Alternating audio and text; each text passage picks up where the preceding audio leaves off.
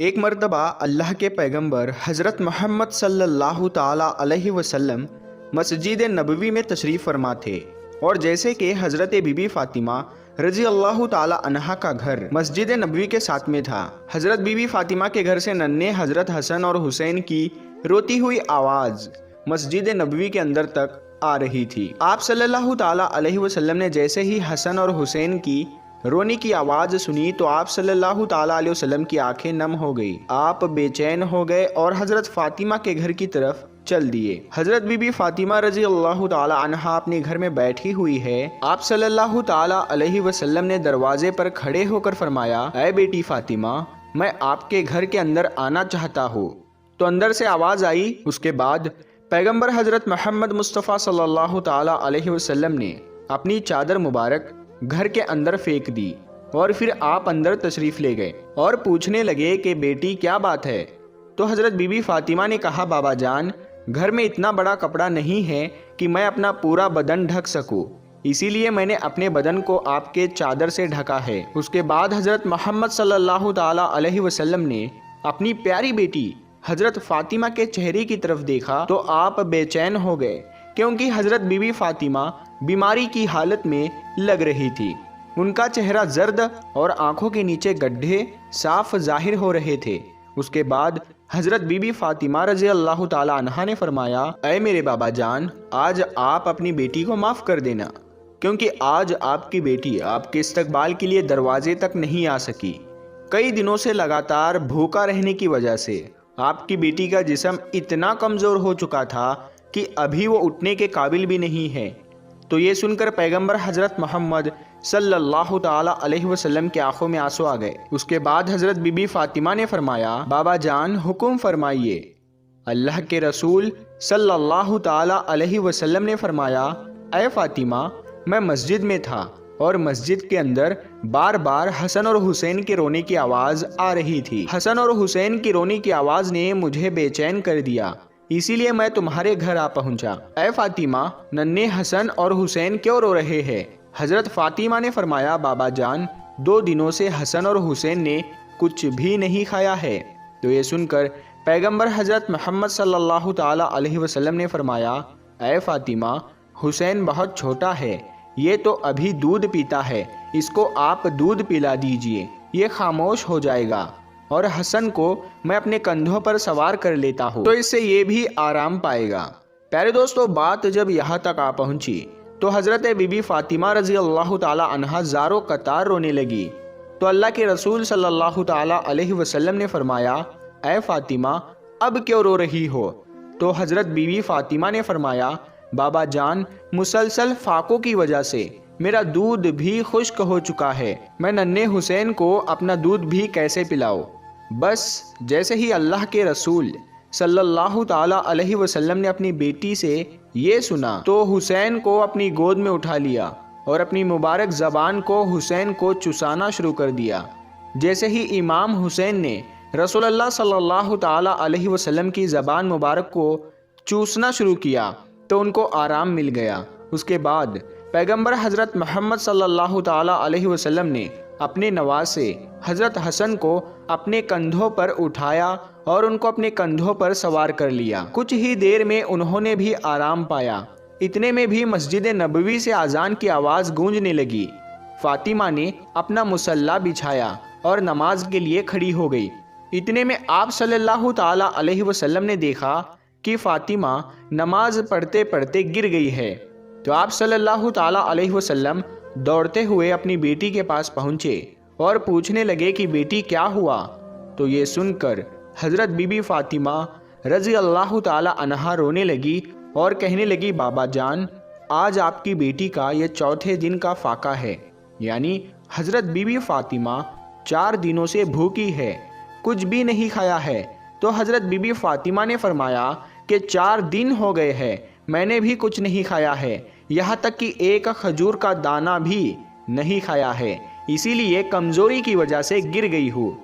फिर आप सल्लल्लाहु ताला अलैहि वसल्लम ने देखा कि बेटी के पेट पर 3 पत्थर बंधे हुए हैं। तो आप सल्लल्लाहु ताला अलैहि वसल्लम ने पूछा कि बेटी ये क्या है?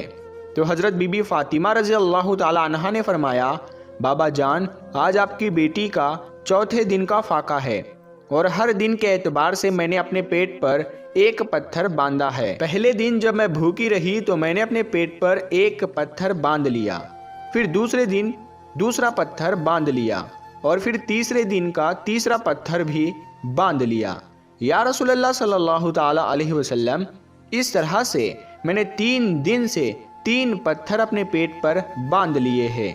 तो ये सुनकर अल्लाह के पैगंबर हज़रत मोहम्मद मुस्तफ़ा सल्लल्लाहु ताला अलैहि वसल्लम ने फरमाया, ए बेटी, अपना मुसल्ला उठा। हज़रत फ़ातिमा ने अपना मुसल्ला उठाया तो देखा कि नीचे सोने का ढेर लगा हुआ है। आप फरमाने लगे, बेटी, जितना चाहे उतना उठा लो, मगर कल क़यामत के दिन इसका हिसाब देना होगा।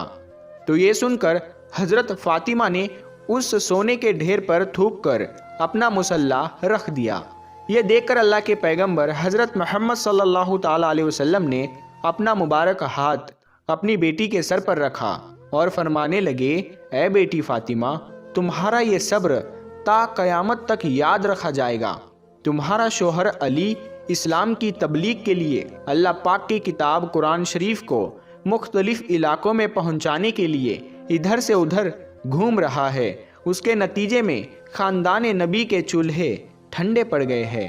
ए बेटी फ़ातिमा, सब्र करो, अल्लाह सब्र करने वालों के साथ है। दोस्तों, उसके बाद पैगंबर हज़रत मोहम्मद सल्लल्लाहु ताला अलैहि वसल्लम ने अपनी कंबल को अपने पेट से हटाया तो हज़रत बीबी फ़ातिमा ने देखा कि उनके पेट पर 3 पत्थर बंधे हुए हैं, जबकि अल्लाह के रसूल सल्लल्लाहु ताला अलैहि वसल्लम के पेट पर 4 पत्थर बंधे हुए हैं।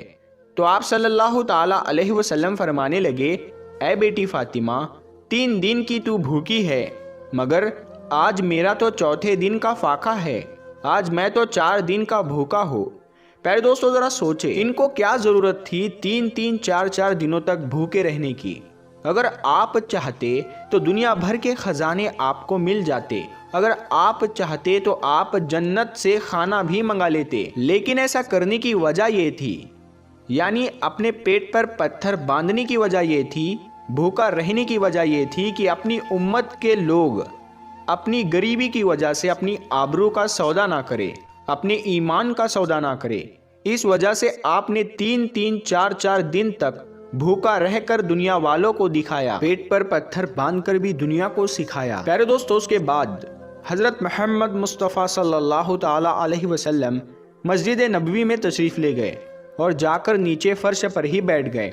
वहीं पर पास में हज़रत अबू बकर सिद्दीक रज़ी अल्लाह ताला अन्हु भी बैठे हुए हैं। इतने में आपने देखा हज़रत उमर फ़ारूक रज़ी अल्लाह ताला अन्हु भी तशरीफ़ लाए हैं। उनको देखते ही हज़रत अबू बकर सिद्दीक ने फरमाया, ए फ़ारूक आज़म, अभी तो नमाज का वक्त ही नहीं हुआ है, फिर इस वक्त आप क्यों आए हो? तो हज़रत फ़ारूक आज़म ने फरमाया, ए अबू बकर, आज तीसरे दिन का फाका है, 3 दिन की भूख ने बेहाल कर दिया है, इसीलिए मैं घर से बाहर निकल आया हूँ। तो ये सुनकर हज़रत अबू बकर सिद्दीक रज़ी अल्लाह ताला अन्हु ने फरमाया, ए फ़ारूक आज़म, आज हमारे प्यारे नबी हुजूर सल्लल्लाहु ताला अलैहि वसल्लम का तो 5वें दिन का फाका है। उसके बाद आप तीनों हज़रत अय्यूब अंसारी रज़ी अल्लाह ताला अन्हु के घर तशरीफ़ ले गए। पता चला कि अय्यूब अंसारी घर पर नहीं है, तो आप वापस जाने लगे तो अंदर से आवाज़ आई कि अंदर तशरीफ़ ले आओ। उसके बाद हज़रत अय्यूब अंसारी की बीवी ने खाना पकाया और आपके सामने रख दिया। पैगंबर हज़रत मोहम्मद सल्लल्लाहु ताला अलैहि वसल्लम ने एक रोटी पर थोड़ा सालन रखा और फरमाया, आज मेरा 5वें दिन का फाका है, पता नहीं आज मेरी बेटी फ़ातिमा का कितने दिनों का फाका है, पहले ये रोटी उसे दे आओ, उसके बाद ही मैं खाना खाऊंगा। दोस्तों, हज़रत फ़ातिमा पैगंबर हज़रत मोहम्मद सल्लल्लाहु ताला अलैहि वसल्लम की बेटी होने के बावजूद भी आपके पास दुनिया की दौलत में से कुछ भी नहीं था। सादगी में आप एक मिसाल थी। अपनी माँ से मिले तमाम जेवर आपने अल्लाह की राह में तकसीम कर दिए। आप अपने घर में चक्की पीसने से लेकर हर काम को खुद अपने हाथ से अंजाम देती। घर में बिस्तर के नाम पर एक ऊंट की सूखी खाल थी, जिसमें आपका ऊंट दिन में चारा खाता था और रात में वही खाल आपके सोने के काम में आती थी। आपने अपनी ज़िंदगी में अपने शोहर हज़रत अली से कभी भी किसी चीज़ की फरमाइश नहीं की। आप दुनिया की तमाम औरतों के लिए एक मिसाल है और हर औरत को आपसे सीख लेनी चाहिए और अपनी ज़िंदगी हज़रत फ़ातिमा रज़ी अल्लाह ताला अन्हा के नक्शे कदम पर गुजारनी चाहिए। इंशाअल्लाह वो औरत दोनों जहानों में कामयाब हो जाएगी। तो प्यारे दोस्तों, आज की इस वीडियो में बस इतना ही। अगर वीडियो आपको पसंद आया है तो आप इस वीडियो को लाइक करें, अपने दोस्तों के साथ में शेयर करें। अगर अभी तक आपने हमारे चैनल को सब्सक्राइब नहीं किया है तो सब्सक्राइब करके साथ में लगे बेल आइकन को ज़रूर दबा दें। हम मिलते हैं फिर एक नई वीडियो के साथ में, तब तक के लिए अस्सलामु अलैकुम, अल्लाह हाफिज़।